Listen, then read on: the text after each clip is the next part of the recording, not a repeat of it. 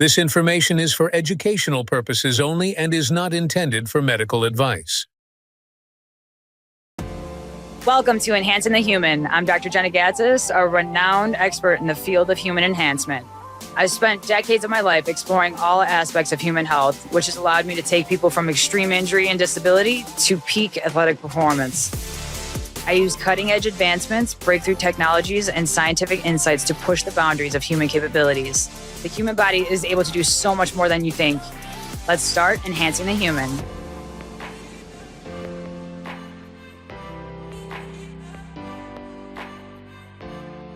Hello and welcome to Enhancing the Human podcast. I'm your host, Dr. Jena Gatzis, and today we speak with Don Saladino. He is a highly acclaimed fitness trainer. He opened his first gym in New York City in 2005, and he's been operating brick and mortar gyms ever since.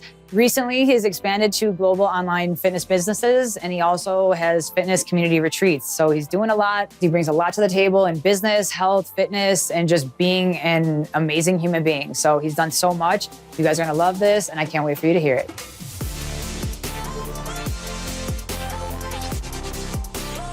First of all, just thank you for being here again.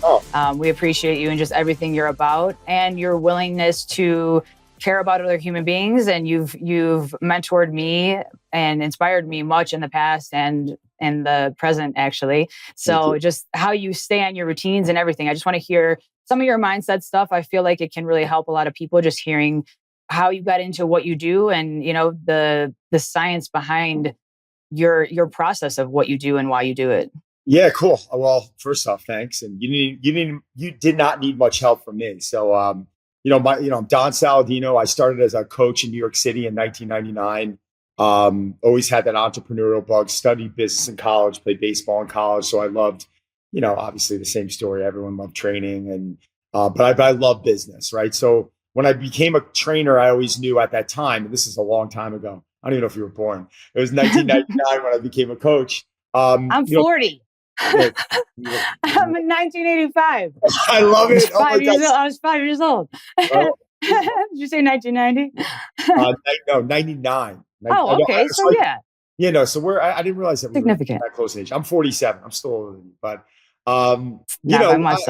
it was like, at that time you become a trainer and like the only be all end all is to own gyms. So I think by 2005, I was already fully funded, went through like 2 years of just getting my face kicked in, looking for real estate, getting locations pulled for me when I'm in a lease because they'll go with a Dwayne Reed over, someone like me who was a first timer.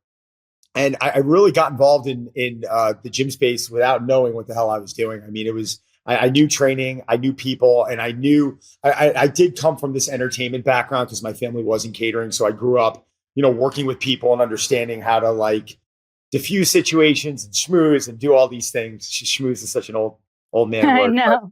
I'm using it for my dad, but so got into that and we opened a golf fitness training facility because my brother was a professional golfer who eventually turned back amateur. And we were like the first group to pretty much go through all of TPI training. Like I was one of the first TPI 3s. That's how long ago this was. And, we had a real passion for golf fitness. We're doing a lot of kinematic sequencing and we had these indoor simulators in Soho with like 15,000 feet. We had a bar, we had a liquor license. We were doing a lot of entertaining, but on the other hand, we were doing our screens downstairs and we were training. And then around 07, 08 hit some pretty tough times in New York City and we had a pivot. And then I started working with Hugh Jackman for a movie. And he knew, and a lot of people knew I lived in this performance physique world. Like I was a strength and conditioning coach. But I also have been on like over a dozen covers. And my first cover, I think, was in 2001. So I had that experience of getting ready for these things. And, that's when my pivot started. And then I started getting into the digital space in about 2010. I partnered with a few professional athletes. That eventually, just to sum it up, I mean, it did great for a while and then it just shit the bed. I mean, there was no engagement from a lot of these athletes.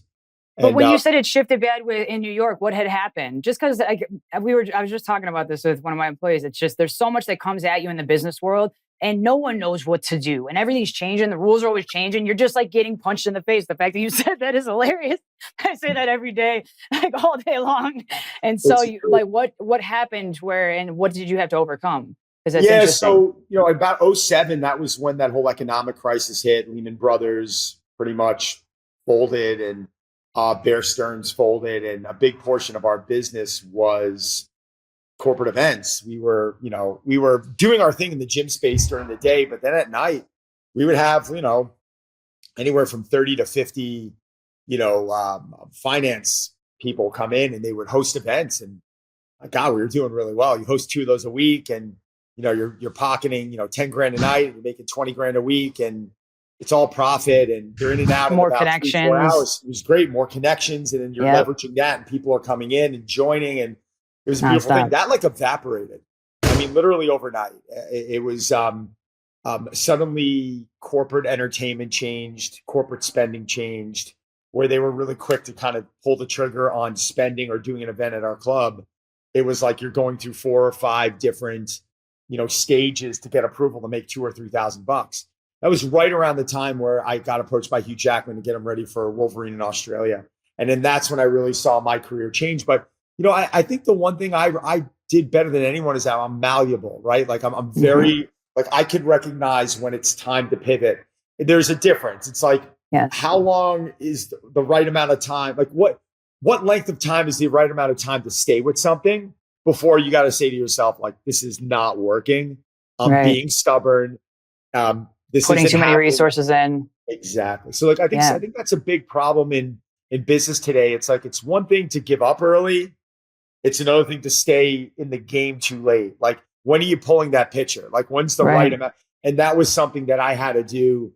Honestly, Jena, I had to do that more than anyone. I mean, the amount of pivoting that I've had. I mean, I just finalized a book deal last week, and Ryan Reynolds is going to write the forward, but the book is basically on this. It's discussing, like, we can't always have that 20-year plan. It's not always start at the finish. My roadmap looked like this. Ryan Reynolds literally. but his roadmap looked like that. If you turn to Ryan Reynolds, it's funny because I said I wasn't going to talk about celebrity, but we're talking about business. It's different. It's business, and it's learning lessons. And it's learning lessons. But the thing that was fascinating about him is that if you talk to him 20, 25 years ago, I want to be an actor. That's what he wanted to do. When I met him 15 years ago, he was trying to act. I started working with him now 15, 16 years. 16 years later, he owns a mobile company, he owns a gin company, and he owns a football team in Wales. It's like if you told him that 15 years ago, you'd be like, what are you talking about? If you came to me back in 1999, you told me I'd be doing all the things I'm doing now, I'd be like, what are you talking about? Like, I'd be like, the web? What am I doing on the web? Like, it was just launching around. The tech stock boom was in the late 90s. That was just people were just starting to use the internet. It was like a black hole, and no one knew. There was no Zooms. There was no iPhones, FaceTime. There was no. And we had our parents like, oh, I know that's stupid. No, so there was a lot of resistance. I had to explain to my dad 2 weeks ago what I do. Like, honestly, like, he was sitting with me, and then I finally, I was like, let's just go to my website. He went to my website, and he was like, holy shit. I'm like, it's not. You're like, you've never gone to my website, Dad. Hasn't. So, he's like, is it in there? Is it in the computer? Saladino.com. I love it. He's like, how do you spell that? I love it though, but you have to. And I love that you say that because people think it's easy and they see you doing, the flash and the jazz, and they think that everything's easy and it's all rainbows and sunshine. And it's not. And it never is. It's what you make of it being as malleable as you are, because it could be detrimental and you can have to shut down your business, or you can be like, hey, I'm going to pivot, like you said, and go try this avenue. And then for me, that's invaluable because you gain so much experience. And, I say I wear like 70 hats. I don't even know I'm a lawyer, I'm a contract writer. The things that I do, I'm like, I don't know, but you learn and you become stronger. And then I'm like, wow, look at me. Like, I do a lot of random shit, And so it feels good. And it also gives you that confidence to keep going. And then you start pushing your own ledge where you're like, I wonder if I could do that. Let's try this. Let's try that. So I love that. Like, if I was to ask you, what do you do? Like, it's not a simple answer. Like, no. Dr. Jena, what do you do? Like, you're not just a PT. Like, that's right. That's what people like. Don's a trainer, and people are like, that's not really what he like. Can he train people? Sure. Like, he's doing all these other things. So I think it's cool. I think it also sometimes, you wish there was, like, I wish I could just turn around and say, very easy. I could just describe, what do you do? Like, oh, I'm a banker. Like, yes, I know. It's very easy. I can't. And I had the head of marketing at Sony. He's like, I want to help you. He's like, no one's been able to change my life like this. He's like, but if people ask me what you do, he's like, I don't even know what the fuck to say. And I'm like, I don't either. I'm like, so we kind of started working on it together, and we came out, he's like body scientist, because it's so much more, even with you. And like, when I speak for Perform Better, I tell everyone, like, you impact the world way more than you realize. Like with all the physicians I work with, it's everybody, like, where they're just in their one avenue. They know nothing else about the body. Like, I'm sorry, most people get stuck in that rat race. They stop looking at research. They stop looking at what and feeling and doing. You are a doer, where you're putting your body through what you're telling people to do. I have a lot of physicians that are like, no, you can't do that. You can't do that. You shouldn't do that. You haven't done that your whole life. Like, and you're telling this person not to do this. So I think it's impressive. It's just everything you've done and how you implement. Thank you. And it means a lot coming from you. But I mean, I think it's like, I got the question the other day about my children. Like, what do they do? And how do you get them to do this? And I'm like, I don't get them to do anything. Like, and I'm off telling, like, my son, who's just back there, I don't tell him that. You know what? His dad doing it. If he asks me for advice, I'll write. He asked me for me to write his first program recently. Up until a year ago, I was like, "What? Are you working out?" He's like, "Yeah." I go, "What are you doing?" He goes, "Yeah, Dad, this is guy on TikTok. He's shredded." And I'm sitting there, and I'm like looking at him, like trying to not bite my nails. But the reality is, he's like, "Could you look at the program and tell me what you think?" Now, most coaches or dads might be like, "This is shit. This is terrible." No, and I'm like, I looked at it, and I'm like, the worst thing. There was one thing on it. There was one thing on the program that maybe I wouldn't have programmed, but it wasn't. I'll use Charlie's line. It wasn't offensive. And I'm like, you know what? He's a kid. Let him take ownership. Let him have fun. Is it ideal? No. Is he going to optimize? Probably not. But none of us, when I was younger, I wasn't like, I was going to the gym doing all bodybuilding stuff. And I was all bodybuilding stuff.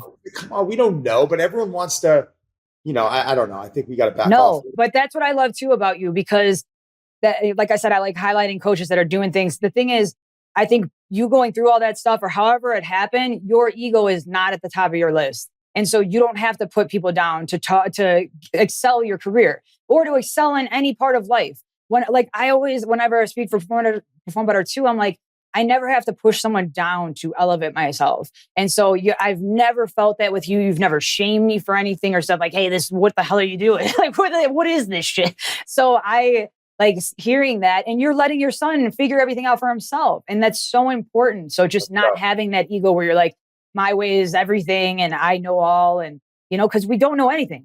No one knows anything. It sounds funny when you say that, but it really is. It's like a speck. Like, we know a speck. Like, they're friends of ours that you and I have, mutual friends that used to bash things 10 years ago. And I'm seeing them do it now. And I'm like, see that? Like, I was an idiot for doing that back then, but like, you've realized, and they've admitted it to me, and they're like, yeah, I've changed my way of thinking and it's different. And yeah, I think we're all really judgmental. I think, it's funny. It's like that whole powerlifters bashing bodybuilders, this one, strength coaches bashing this one and that one. Everything has their purpose. Yes. You get injured in sport, you get injured in bodybuilding, you get injured in powerlifting.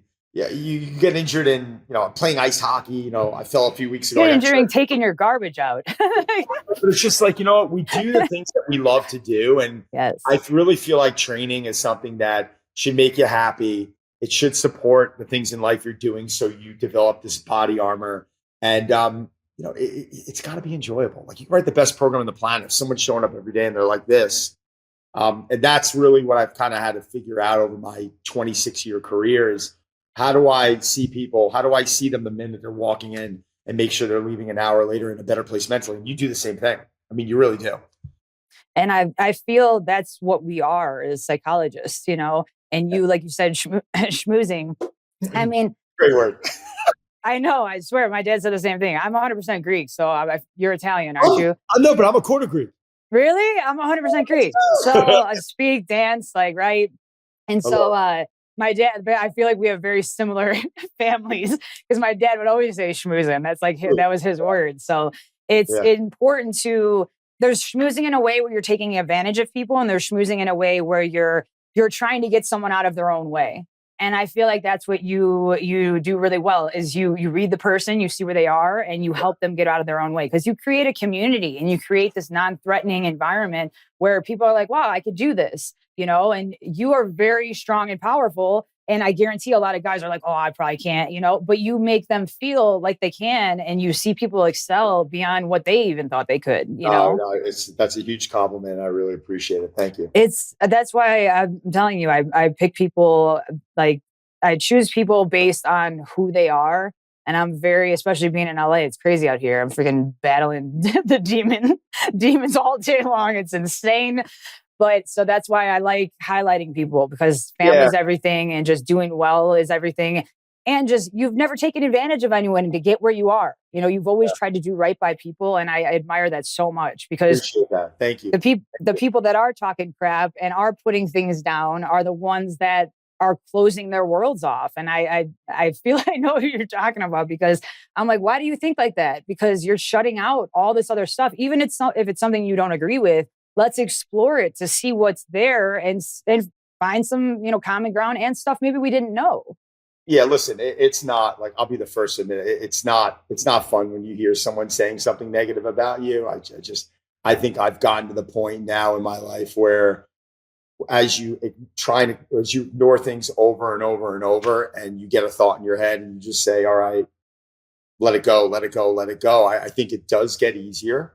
I'm not going to tell you people don't say things or post things or comment or, that you don't read, and you're like, really? Like, that's not what happened. And you just can't even respond. But like, my advice to all that stuff is, don't spend time. If you want to spend time looking at someone's social media and you want to comment in a positive way and you want to uplift someone, that's great. If someone's going to pass negative comments, I think that's saying something about them. And if you're thinking about passing negative comments, I would ask you to reconsider and just say to yourself, do you really understand the situation? Do you understand what they're working on? It'd be like this. This is actually a great example. I had a friend of mine years ago, brilliant strength coach, one of the better ones I know. And he asked to bring in a celebrity into my club, that he did. And I'm walking in the club a few times and I'm watching them. They're doing like the same stuff. It was just like bench, lat pull downs, riding the bike, bench, lat pull downs, riding the bike. And I'm just like thinking to myself, why? Like, this was years ago. And I went up to him and I'm like, hey man, what's up? I'm just curious. And he's like, oh, what, with my programming? And I go, yeah. And he smiled at me. He goes, he won't do anything else. And I go, what do you mean? He says, no, he won't do anything else. He's like, I'm lucky I'm getting him in here. He travels me everywhere and he loves me. We have a great relationship. So I have to literally trick him into doing things. Like, I have to once in a while, like, I'll blend in a set of legs here and there, and I'll just accumulate volume throughout the weeks. I'll do it through frequency to the point where he's like, all right, I'll give you 1 or 2 sets. He just doesn't want to do it. And he's like, but by the end of the week, when you add up all the good things that we do, right? Maybe there's a lot of bench and pull downs there. We add up all the things he does. I'm keeping him continuing to do it.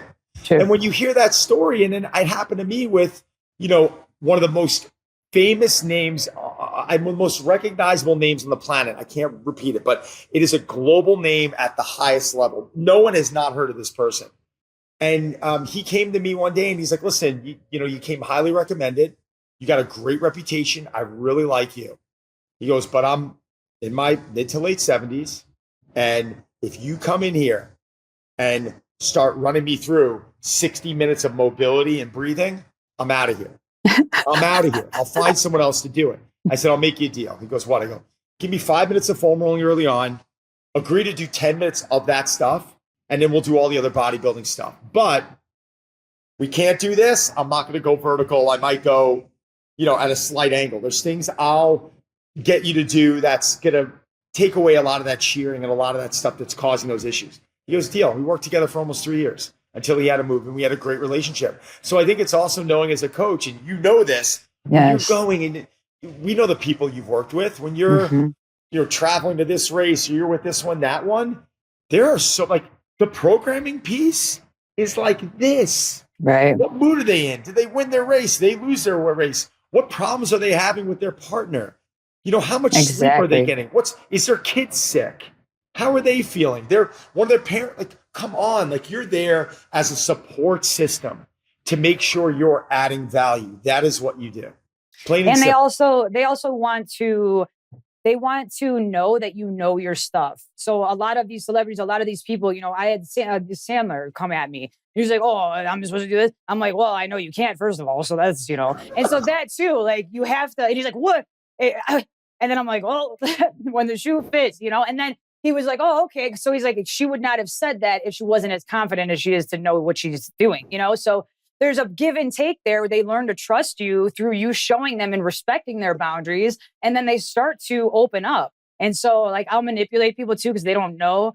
And like I'll change their position. One of my biggest CEOs, he's like, "I don't want to do that." I'm like, "All right." So then I changed the position. He's like, "Oh, I could feel that." And I was like, "Yeah, it's the same thing, but you didn't know that. So, you're not scared." And he's That's like, coaching. "Man, yes, exactly. Getting people out of their own way." Yes. That's called coaching. And it's all about the ego and the person and their psychology, and they just want to know they're taken care of. And so you do a very good job of that because you gave the guy what he needed, but also your stuff enough to know what he truly needs, and that you still had to program that. Because like even with people, I'm like, we're not going to talk about celebrities. We're all like, BBB. I'm like, even with Wahlberg. This is cool. Like with Brian, Wahlberg wouldn't do anything else. Like Brian's like, "Oh, he's so stubborn. He won't, And I'm like, well, with injuries, it's different. If you want to body proof yourself, if you want to get better and progress your motor control, anything with the brain, it's going to suck. It's going to be annoying. You're not going to be good at it. And I have to tell you that. And so, I would demonstrate and show, and I knew if I tapped into the ego, I'd be like, hey, I'd get like a little challenge from him, and he'd be like, "Oh, I'll try that." So I'll be like, "Yeah, this is what you do. You probably can't do it. So let's just, no, let me try." And then gets it, and then it's like, "Hey, I feel really strong." And so you slowly get those results, but it's having enough sense within yourself to know what you know. Because if you're not confident in the foam rolling and the mobility, then you're like, "Oh, all right, we don't have to do it. We could just do whatever you want to do." Then you become a yes man. And then no one likes that. Yeah, no. But that's not. I think that's a skill. Like a lot of people don't necessarily have that. I think a lot of coaches think that they have to just go take courses over and over and over. And I'm like, no, there's this element of like understanding how to read people and understand that word malleable. How do you adapt to the individual? How do you kind of come to their level and then bring them maybe up to your level, or maybe you start making deals with them and you start in a way. Over the next few weeks or months, you start bringing them from here to here. That's coaching. So, I really stopped judging a book by its cover. Like now I walk into a gym and I don't say to myself, like, that's garbage. I might've said that 20 years ago. Now I say to myself, like, I wonder why. It's like, yes. And it could be garbage. It really could be. It could be that they just don't know. But I think now I've matured throughout the years, and I give people the benefit of the doubt.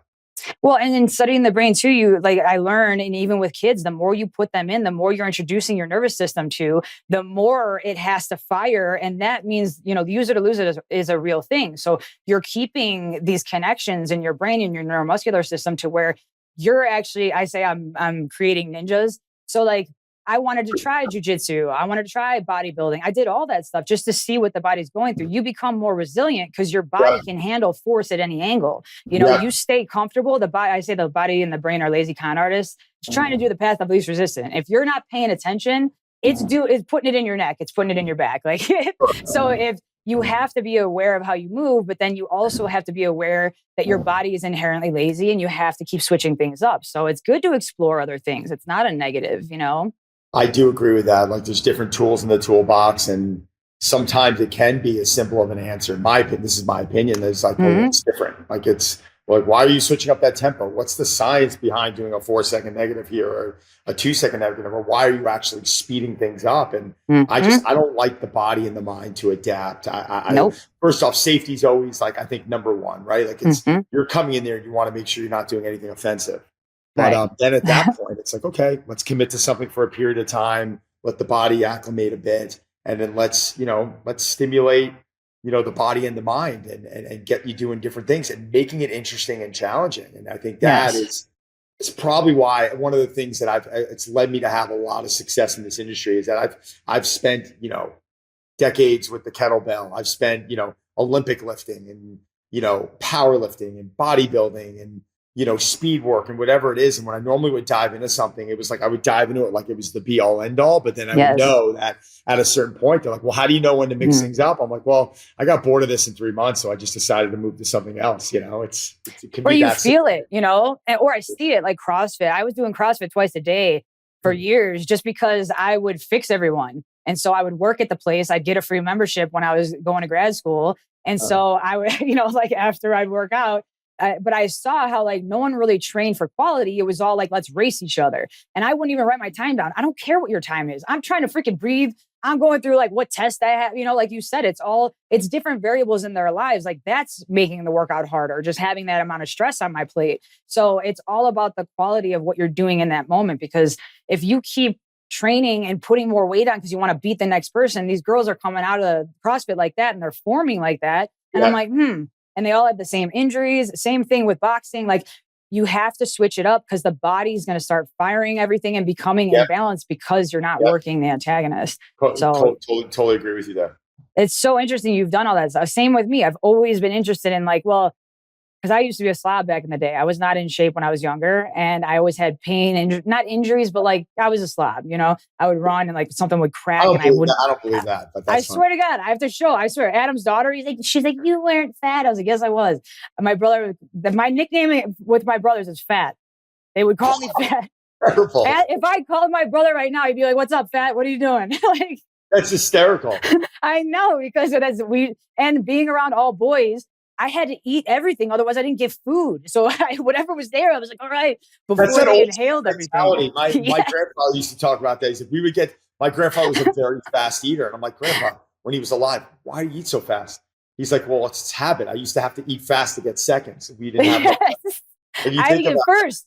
These freaking mules. I'm like, how do you eat so much? Like, and so that's like, we would eat boxes of Cinnamon Toast Crunch. Like, and then I went to, and it's funny too, because I love using that too, because people are like, you don't know, you're always in shape. I'm like, no, I wasn't. I went to grad school in Virginia, and that's when I started doing bodybuilding shows. So they only knew me as Miss Fitness. And I'm like, oh, it's so hilarious. I'm like, fat's over here. And like, but it shows like you're not a label. Everyone changes. There's so many variables that come into your life. So you have to be malleable. You have to adapt, especially when you're training people, because otherwise they're going to get sick of it, or you're going to hurt them, or you're not going to give them the most of what they need. It's amazing sometimes. And you said it earlier, like you just know, and I get it. Like trying to factor in deloads at certain time in the training program. I trust me, I get this better than anyone, but sometimes your body just tells you like, all right, like overstaying my welcome. I'm not like, I'm a big, like I've always been really into power building. Like I've always loved it, but I'll spend 20 minutes beforehand doing my mobility, doing my practice, doing my elasticity work. I sprint, I do all these things. I throw, I carry, I jump.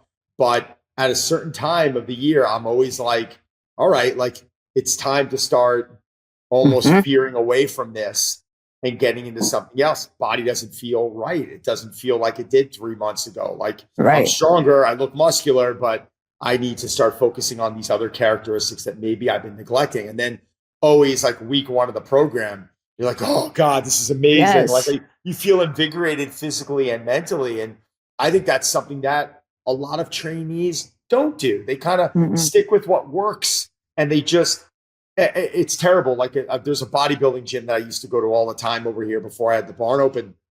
And I would go in and talk to my friends that were like Olympia competitors. And I'm like, how you doing? They'd be like, good right now, no injuries. And I'm like, that's the first thing out of your mouth? Like, holy shit. Or they would be sitting here and they'd be like doing the pendulum squat, which I think is a great machine. But I'm going to free squat today. They're like, can't free squat. I haven't been able to do it in a while. My first thought process is like, well, why can't you do it? Like, what are you feeling?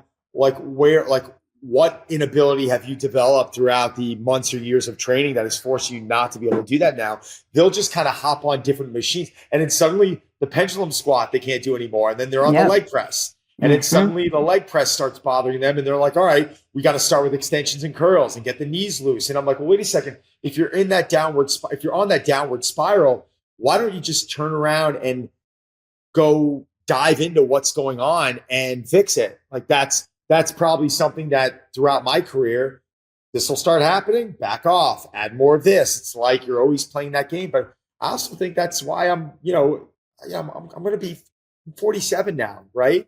And I feel like I did when I was 25. I got to think about things differently. I'm not just turning around this afternoon being like, oh, I'm going to go run 8 miles because I know, I need, I got to train tomorrow, the things I have to do. So I'm thinking about things differently, but I'm PRing and I'm setting things, I'm doing things in the gym and body composition wise. I'm in places now. Like I've shot 3 covers in the Up with Muscle and Fitness since 2018. So like there are good things that are really happening now that I wasn't ready for when I was 25, that I needed that muscle maturity over time. And I needed that development. And I needed to learn about my body nutritionally and even from a training and recovery standpoint. Right. And that's, I don't even think you realize, but like you putting yourself through all that different stuff, that's how you're able to tell because because when I give people back their mobility and then we start doing high performance things, because I take people from extreme injury, I like to work with things that people can't help. Like if it's last resort before surgery, I'm like, let's go. Because the doctors reinforce the fact that they can't do it or they're aging. They're not aging. They're not. They're just stuck in that pattern of what they've been doing and they haven't done anything else, haven't worked different fibers, haven't done anything to where their brain's just stuck in that pattern. So, but then it reinforces it in their mind and that crutches them. So I really see how because you feel it. Once I started introducing people to different programs, they're like, wow, I feel so good. And then they're like, wow, I went on this 3-month thing and I started feeling it coming back a little. But I'm like, look how you can tell now it's there or not there. Before you just didn't know what was going on. Like people don't even know. I'll be like, relax. And they're like hanging their arm out in the air. I'm like, relax. They're like, I am. I'm like, your arm floats naturally. And they're like, no. So I'm like learning, the more you involve yourself in different activities, the more you understand your body, even massage. The more your skin is touched by another person, your brain's like, oh, wow, I feel that. Let's see, like, let's explore what we're feeling. And that connects you more to yourself. So that's how you're able to tell, like, I don't want people to think that we're just some psychics where, like, oh, we just know, because they can know too, because it's like, once you get that back and you feel functional, you'll never go back to tight and doing one thing and your knee just clicks and you can't move right, I think a lot of people give up. I think you said something earlier when I was pointing at you, because this has been a topic that's been in my head for a long time. And it's, well, you're getting older. I'm like, I know I'm getting older. My son's getting older. He's 15. Like we're all getting older, right? It's just, but that doesn't mean it's an excuse to stop reaching. No, it just means that you have to think about doing things a bit differently. And like move, stop sitting so much. Something that's simple.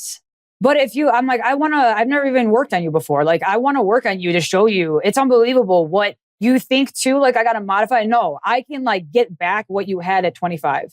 And then you work on that motor control from there because your structure can get the movement. You're able to move your bones where they should be. Because right now, whatever you're stuck in your patterns, if you don't have the coordination to move any differently, then you're going to stay there, So I would love to show you because you can keep anything. I'm telling you, I ran a marathon without training. Like the stuff that you said, like, I'm not even kidding you. That's why I think it's funny. Because before my knee would click, I would literally have to sit down. I would start crying when I would run when I was in college. Like 20 something years old. And I was like, do I need knee replacements? So like I've put my body through a lot and I was not healthy. And then I also went through the phase of thinking you have to run and then not eat. And like the girl workout in college. And so I didn't know that you could eat, how much food I eat? Like having muscle and powerlifting and having strength, like it is the best. And I try to tell all my women, oh my gosh, these housewives are like, I can't eat that. I'm like, what, the leaf from the lettuce? Like, I'm over here down in the sandwich. Like, well, I tell them it has to be trained. I tell them that has to be trained also. Like when I'm working with diets with people, they're like, well, wait a second. I'm supposed to be eating, I'm making up a number now, 2,000 calories a day. I'm just making this up. And I only eat 1,000 calories. I can't double my calories. I'm like, well, I'm not expecting you to, but what if we let's be really conservative. Let's bump it 100 calories a week for the next 10 weeks. That's conservative. We could probably be more aggressive. But if you're that nervous about it, let's bump it over 10 weeks and let's see what happens taking that reverse dieting approach. And, so many good things, as happens. And I've got some good success stories there. I've got women in my community who are eating 3,200 calories a day and they're like, abs and in great shape and they're active. Like, yes, let's go. Like, this is good. It's the best. And they'll fight you. Like I go through some and on the end of it, I'm like, remember when you used to hate me? I'm like, remember how much you remember how many problems you used to give me and all the things that you knew? And they're like, oh my gosh, I do. They're like, how'd you stay with me? I'm like, oh, you have no idea how many times I wanted. And so, but it's part of caring about someone. And I can see them fighting me because they think they know, or they have all these other celebrity people that are like, you should do this, you should do this. Yeah. I'm very thorough, and I won't tell someone to do something unless I've done it myself. So I've put myself through that. I've had all these carbs, all like no carbs whatsoever. I put myself through everything because I will not speak to something unless I truly have done it. I think it's a very important thing to do. And I think coaches need to practice what they preach. And I don't care how smart a coach is. I think there's something called time.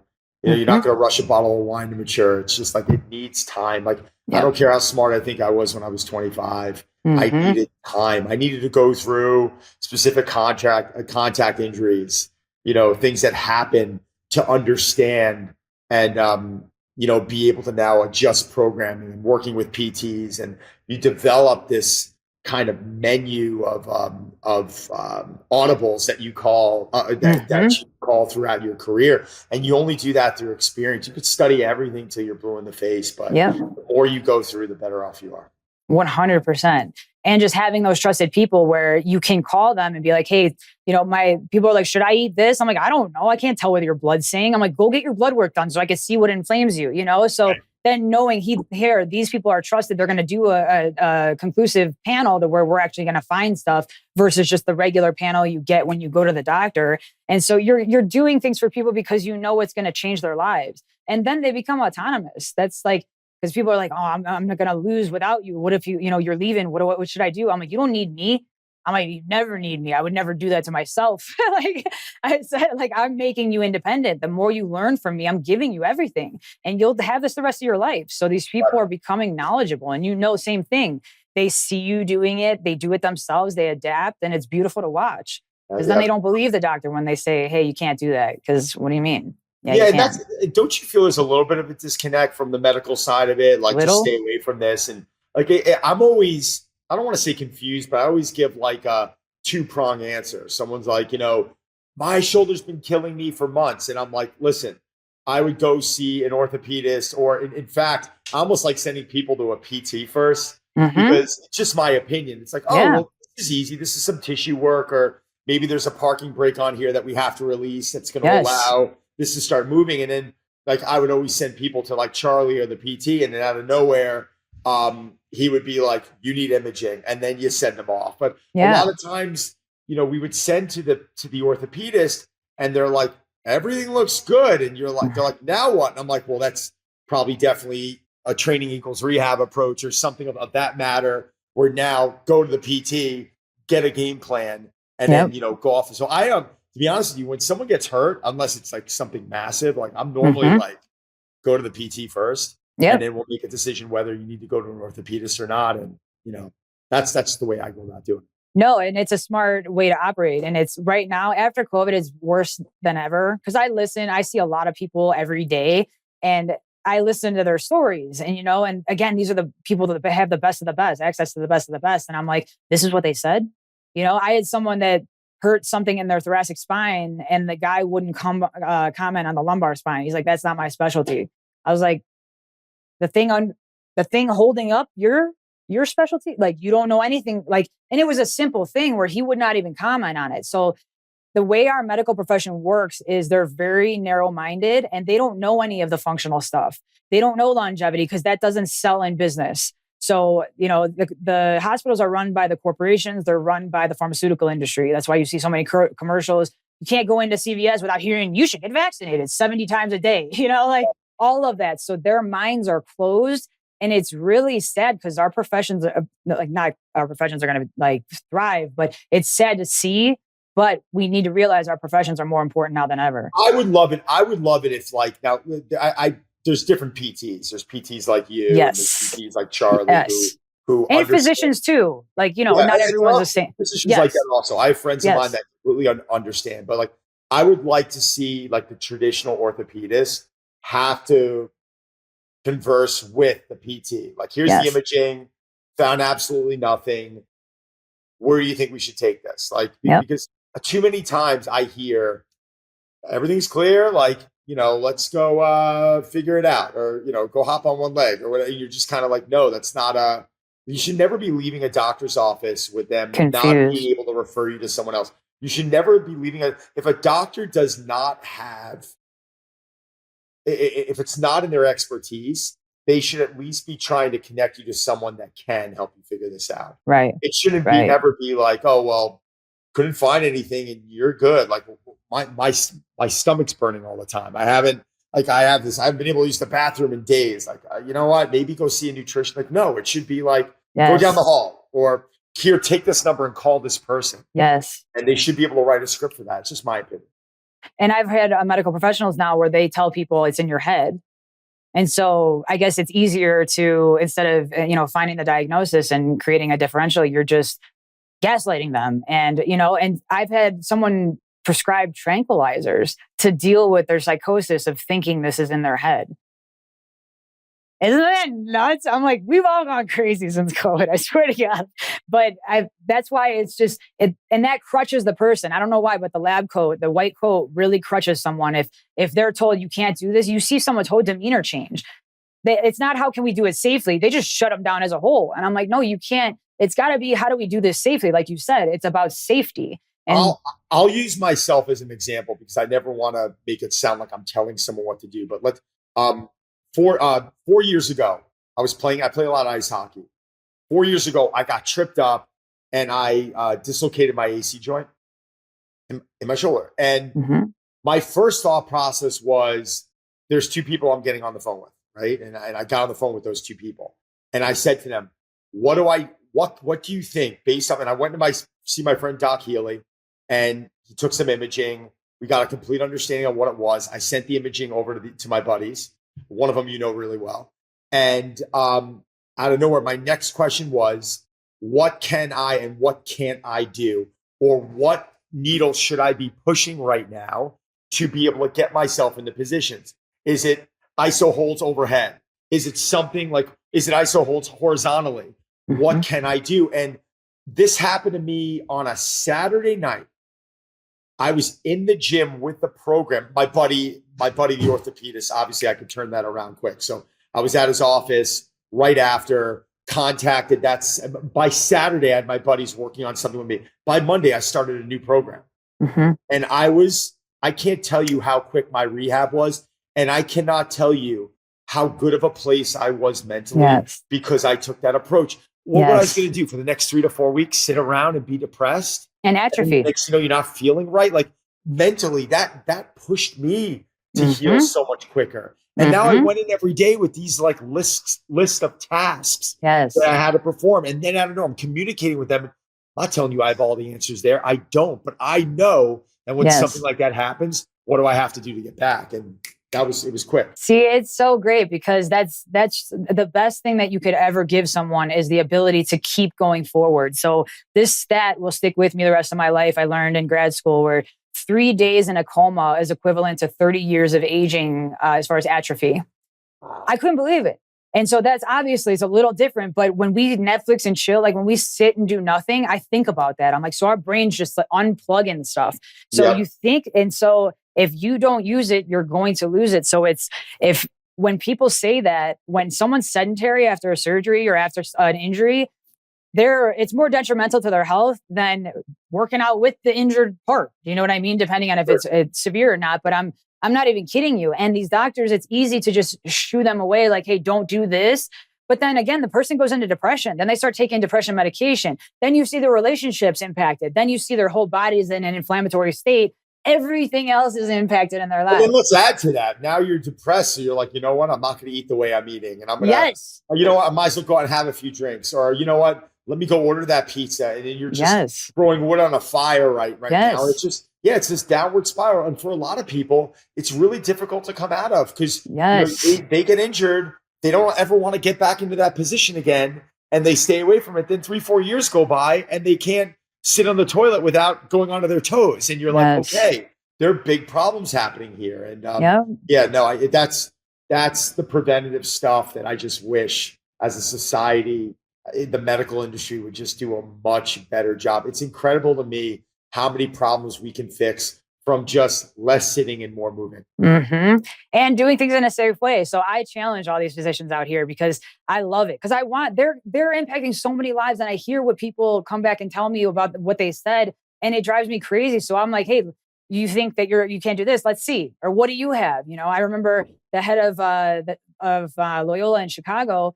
I'm like, what do you have? And he's like, oh, I have these sinus issues. I have all these problems, and they scrape my sinuses. So they go in and surgically scrape his sinuses. So I'm like, all right, as a surgeon, I watched how his body mechanics were when he was doing surgery. He's all cocking his neck, like doing like this, like looking through the goggles. And I'm like, okay, so that's how many hours a day that you're in that position. You're not working your cervical flexor. So you're sitting in extension the entire time, like cranking on those joints. So I was like, let me work on you. We did some motor control stuff.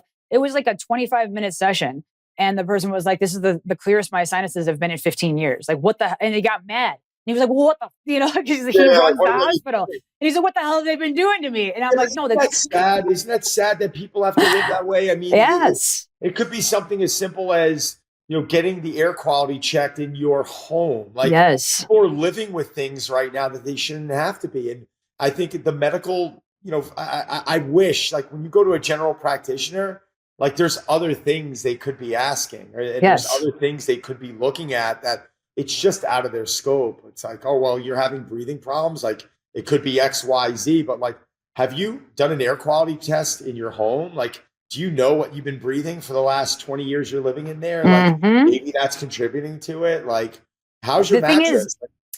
The thing, and do you change your mattress? Your mattress gets mold. Like, people don't know any of that stuff. But the thing is, as a medical professional, and like, everyone's like, oh, well, the doctor, and they try to like give them a pass. And I said, like, I know a lot of this stuff because I stay on top of the research. I'm obsessed with the research because I see propaganda pushed. And then I'm like, let's go see what's really happening. And then I look, and research isn't everything because it's also funded by big pharma, and the research is expensive. So it's hard to fund things that aren't making profits like crazy, or the good people trying to do it. They don't have that kind of money, because once you get stuck in that rat race, I've been in the world. I worked at ICUs. I worked in the burn and trauma center. Like, it was nonstop. You don't have time to worry about research or the new stuff. You're just doing whatever they're telling you to do, and you're staying in that rat race, and then you want to go be with your family. But the thing is, we took an oath as medical professionals to do what's best for the patient and to do what's right by the patient. And so if we don't know, we have to say we don't know. If we have to create these relationships so that we do have avenues that people can reach out to so they can be better. Because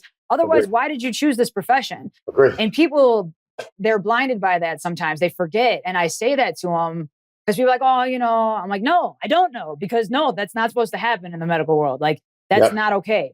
So like, I want to hold people to a higher standard because they have control of people's lives and their futures and their relationships and everything. And I see how they crutch people, and it's not necessary. There's little things you can do. Like, look, the head burn and trauma person at Loyola, he was like, what did you do? And I was like, it's not that your people are being malicious. They're not trying to hurt your sinuses. I said, but that's all they know.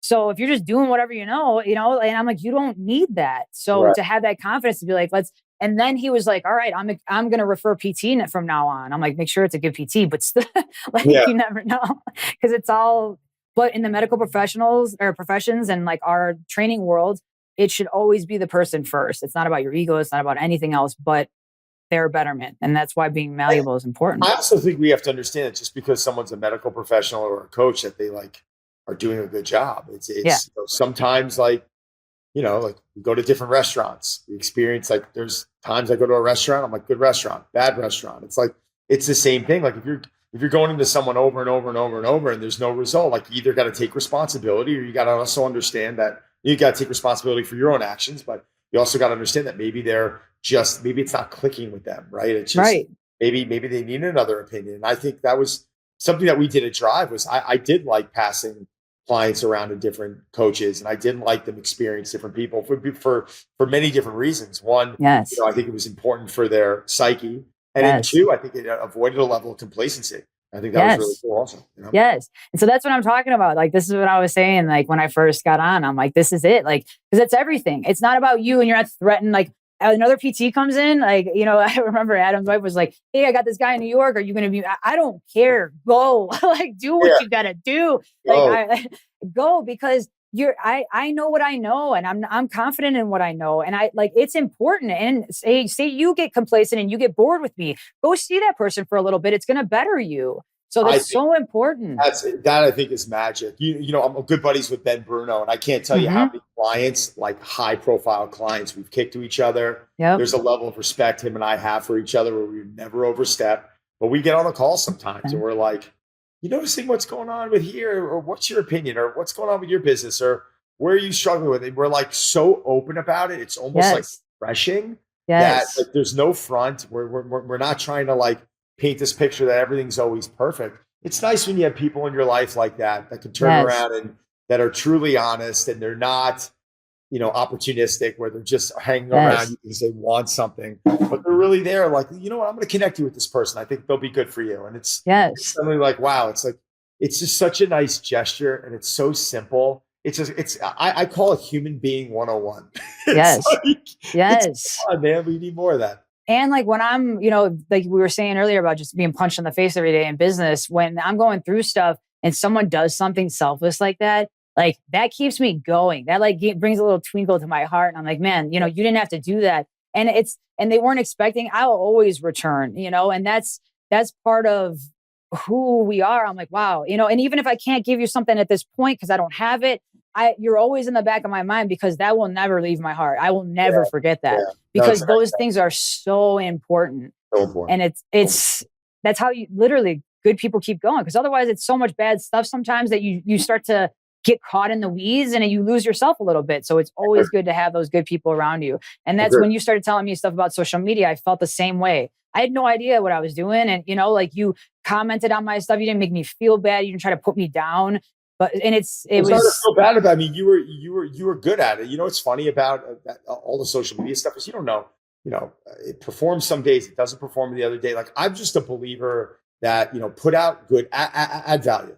Just like tell your story. When I say your story, not like, oh, this is where I'm. No, I mean like tell your stories, and like if there's something you're working on with someone and they found it valuable, show it to the world. Do it for free. Good things will happen. Like you build that email list. You convert people, you build a business. It's nice. It's great when you can help people and make a business out of it. But I think people like win-win. They get a little too down on it. They're like, oh, well, I'm not getting a lot of likes. I'm like, but it was good content. Like it's fine. It might be with your hashtags or the time of day or whatever it is. Yeah. And like with social media now, you know, if I start talking about natural things that help and they're, you know, cheap remedies, like I'll get shadow banned where I won't, you know. And so that's where but a lot of people will come up to me and be like, I saw that. So even though it didn't get many views or many likes, I see in real life that it impacted people. And that's all that matters. And you never know when or how it could impact someone. But if you keep putting out authentic things, it'll resonate with people. Yeah, if I was in it for the likes, like I'd be doing a lot of other things that just aren't on brand for what it is I believe in. And it's just not something I'm going to do. So, you know, I think you got to do you. You got to stick with what works for you. And you got to remember too, it's like, all right, you know, you're in the business of changing lives. Tell that story and good things are going to happen. And I feel like you never lost who you were. Your character speaks like so highly of you because you never got caught up in the hustle and bustle. You know, like seeing Hollywood, I'm like, I don't care about that. Like Adam's wife was always like, you didn't watch that? I'm like, no, I don't really watch TV. And she's like, why? She's like, that's weird. I was like, why is that weird? I'm like, I think it's so funny, you know? And she's like, yeah, people, you know, I don't know. You know, it's like anything else. And I'll ask one of them, did you see the game last night? They're like, what game? And you're like, okay, like people just have their interests. I just can't. Yeah. And the thing is, it's like, you don't get caught up in one thing and just stick to that only, you know, it's like, you still have your family, you still do so many things, you still work on your body, you know, you're not just like focusing on the one thing and just like holding true to just that. It's being malleable in every part of your life. So it's so important. And I like for people to learn, you know, there's a lot of people that think like the person behind the curtain, you know, where everyone's like, oh, I can't do that. And I feel like a lot of people feel like that with you, where you're doing so much and you have so much going on. You're such an amazing person and you never lost who you were or are. But I'm not even kidding you. That's what helps others be inspired to be like that. So I think it's so important to recognize that, because in the Hollywood world, I feel like that's always like, meh. It's not sexy. And I was like, that's the best thing ever. And like, it's invaluable. And not a lot of people can have that. So it's a beautiful thing. One thing I ask everyone, I started changing around the questions that I ask everyone, but if you could give your younger self one piece of advice, what would it be? Calm down. It's like, no, honestly, like I was just trying to control everything when I was younger, and I was going into situations where I was trying to force people to think the way that I was thinking.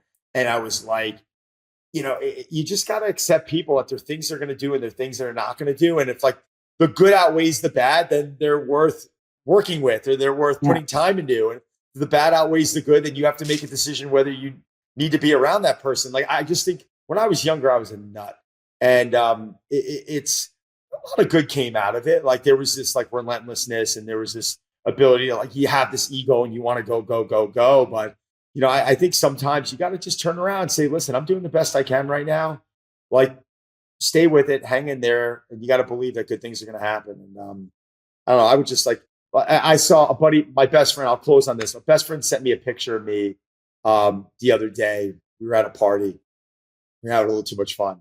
And he just goes like, I don't even remember this guy. And I turned around. I said, man, I would have kicked my own ass if I turned around and walked back there. And he's like, growth takes time. And I said, yeah, it does. But you look back on that stuff and you don't regret it. You just say to yourself, part of my path and journey, and how to do a great job. So I was going to comment on that because like, I think about that too. All the hardships I went through, I would not change a thing because I wouldn't be who I am. So just, for people to understand, it's important to just take life as it comes, because it's going to keep coming, and you just got to become more resilient because it's just punches in the face.